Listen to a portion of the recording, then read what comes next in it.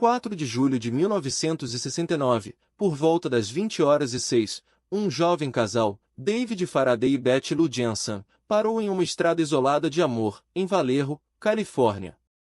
De repente, sem aviso, um assassino emergiu da escuridão e abriu fogo, chovendo balas sobre o casal inocente. O som de tiros ecoou pelo ar noturno, um lembrete chocante do terror que estava por vir. Em um intervalo de apenas segundos, 2 vidas foram brutalmente tomadas. Essa foi a famosa onda de assassinatos do assassino do Zodíaco. O cenário era nada menos que caótico, com vidros quebrados e metais retorcidos espalhados pela estrada deserta de Amor. A lua estava alta no céu, lançando uma luz prateada sinistra sobre a carnificina. O cheiro de sangue e fumaça pairava no ar, um lembrete nauseante da brutalidade que havia se desenrolado. Áreas de bala marcavam o para-brisa do carro de David Faraday, um testemunho assustador da violência que havia sido desencadeada. A quietude pacífica da noite foi quebrada, substituída pela realidade crua da morte e da destruição. David Faraday, um estudante de ensino médio de 17 anos, foi atingido várias vezes, sua vida escorrendo embora em um piscar de olhos. Betty Lou Jensen, apenas 16 anos, sofreu uma ferida fatal na cabeça, sua vida jovem sendo cortada tragicamente curta. O assassino havia atacado com eficiência cruel, deixando para trás 2 corpos inanimados, congelados para sempre no tempo.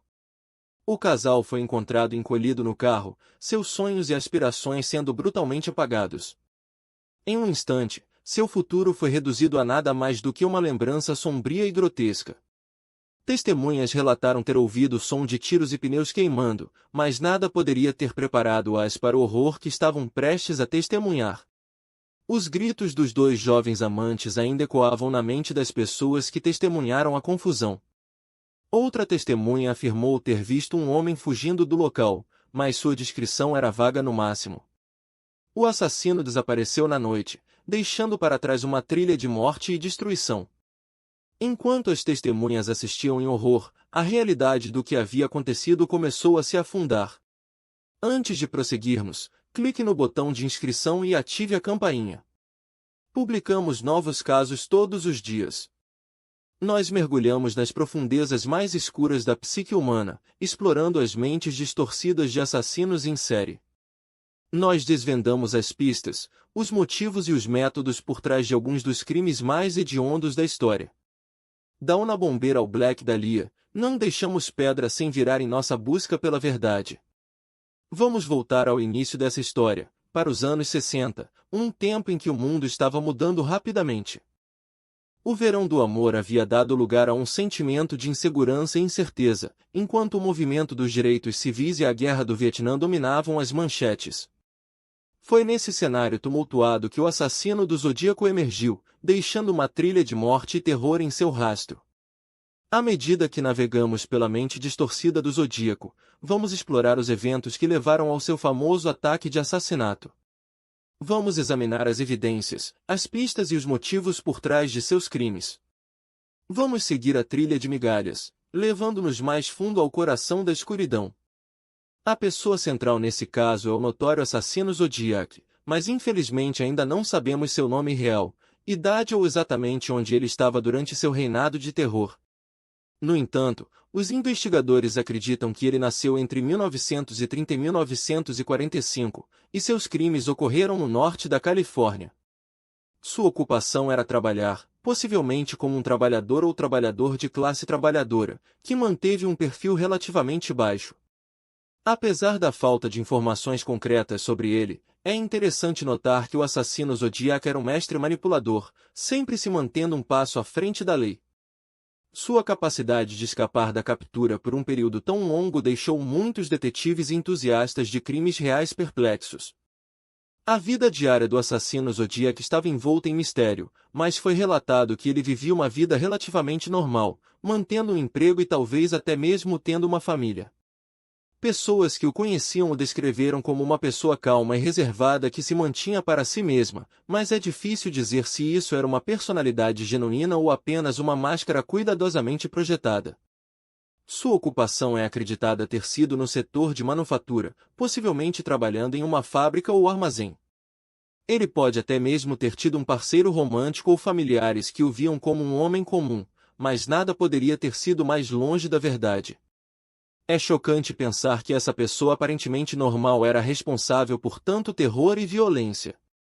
Então, o que tornou o assassino zodíaco agradável, relativo ou até mesmo simpático? É uma pergunta que é invadido investigadores e entusiastas de crimes reais por décadas. Apesar de seus crimes hediondos, algumas pessoas até mesmo sentiram uma sensação de empatia por ele, talvez porque ele fosse tão astuto e elusivo. Suas cartas criptografadas e códigos apenas adicionaram à sua mistura, tornando-o parecer um homem inteligente e quase romântico. É um paradoxo estranho, mas a notoriedade do assassino zodíaco tornou uma espécie de figura de culto em alguns círculos. Quanto às suas relações, acredita-se que o assassino zodíaco confiava em poucas pessoas, e ainda menos sabiam dele tão bem quanto ele pensava que sabiam. Sua família e parceiro podem ter visto ele como um indivíduo amoroso e dedicado, mas é difícil dizer quanto de sua relação foi genuína e quanto foi apenas uma fachada. As relações mais próximas do assassino zodíaco pareciam ser com suas vítimas, que ele mataria brutalmente e então reivindicaria a responsabilidade em suas cartas para a imprensa. As famílias e entes queridos das vítimas, por outro lado, foram deixados para recolher os pedaços e tentar fazer sentido do horror inexprimível que havia sido cometido contra seus entes queridos. Enquanto o assassino zodíaco continuava aterrorizando a Califórnia do Norte, uma pergunta permanece: o que o levou a cometer crimes tão hediondos? E o que foi o último estrondo que levou ele a desencadear sua fúria completa no mundo? Em 20 de dezembro de 1968, aproximadamente às 21h45, uma noite fria e escura em Vallejo, Califórnia, perto da linha do condado de Napa, um cenário de crime foi criado. O tempo estava calmo, com uma leve brisa soprando pelas árvores. Era uma noite típica de quarta-feira em esse bairro suburbano tranquilo. David Faraday, um estudante de ensino médio de 17 anos, e Betty Lou Jensen, 16, haviam decidido dar uma volta romântica pela Lake Herman Road. Eles estavam estacionados em uma área isolada, desfrutando da companhia um do outro. A sequência de eventos que levaram ao crime começou várias horas antes. David e Betty Lou haviam assistido a uma festa de balé juntos e decidiram dar uma volta após o evento. Eles pararam em uma estação de gasolina para abastecer e então dirigiram para Lake Herman Road, onde estacionaram o carro. Incrivelmente, suas vidas estavam prestes a dar uma virada devastadora. Eles não sabiam que haviam tropeçado em um terreno de caça de um assassino em série. O que aconteceu em seguida foi uma série de eventos trágicos que deixaram a comunidade abalada. Aproximadamente às 21h45, um tiro ecoou, e David Faraday foi atingido na cabeça. Betty Lou Jensen também foi atingida no pescoço, mas conseguiu gritar antes de sucumbir às suas lesões. O assassino disparou mais 2 tiros contra o casal, atingindo David novamente e deixando Betty Lou para morrer. O assassino então fugiu do local, deixando os 2 adolescentes sofrerem em seu carro estacionado. Um dos detalhes mais chocantes sobre o crime é que as últimas palavras de Betty Lou Jensen foram registradas, enquanto ela gritava em agonia enquanto morria. Seus gritos assombrarão a comunidade por anos a fio. A brutalidade do assassino estava em toda a sua extensão naquela noite, deixando pouca dúvida sobre suas intenções. Isso foi apenas o início de uma série de assassinatos brutais que iriam entrar na história como o trabalho do assassino do Zodíaco. É um lembrete chocante de que alguns crimes deixam uma marca indelével na sociedade. A primeira pessoa a descobrir os corpos de David e Betty Lou foi um casal que passava pelo local e viu o carro estacionado em uma área isolada. Eles imediatamente ligaram para a polícia, que respondeu rapidamente ao local. A polícia encontrou David Faraday morto no banco do motorista, e Betty Lou Jensen deitada no banco de trás, mortalmente ferida. O assassino deixou poucas pistas de entrada forçada ou luta, levando a polícia a acreditar que as vítimas podem ter conhecido seu assassino. O cenário era grotesco, com evidências de um ataque brutal e calculado. Comente abaixo, o que você acha que realmente aconteceu aqui? As vítimas foram escolhidas especificamente, ou foi apenas um ato de violência aleatório? O assassino escolheu esse local por uma razão, ou foi apenas um acaso? As possibilidades são infinitas, e a verdade pode nunca ser plenamente conhecida. À medida que a investigação sobre o assassinato de David e Betty Lou Jensen se desenrola, a escala do que ocorreu se torna clara. A polícia começa a perceber que está lidando com um assassino em série que é altamente inteligente e calculista. O assassino havia planejado e executado o assassinato com cuidado, deixando poucas pistas. A polícia está confusa com a falta de pistas, e a comunidade está abalada pela brutalidade do crime. A caça ao assassino do Zodíaco começou, e levará anos para encontrá-lo. Mas à medida que a investigação avança, uma pergunta permanece: quem é esse assassino, e o que o motiva a cometer crimes tão hediondos?